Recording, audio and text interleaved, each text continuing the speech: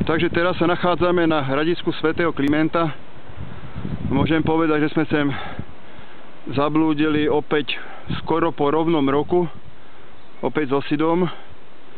Teraz sme prišli z druhej strany od Klimentského potoka a bolo to celkom slušné stúpanie na krátkom úseku.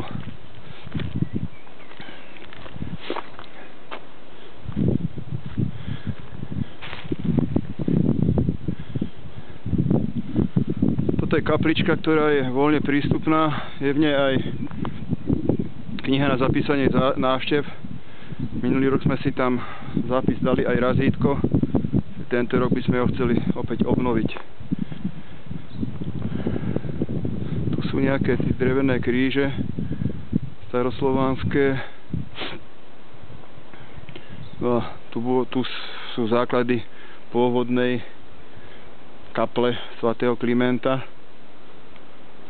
Asi tu na výročie Klimentovo v kalendári sa slúžia nejaké bohoslúžby. Takže oplatí sa sem prísť. Je tu pekne, je tu kľud, nikde nikoho, takže každému vrelo odporúčam. Lúči sa s vami Mivim.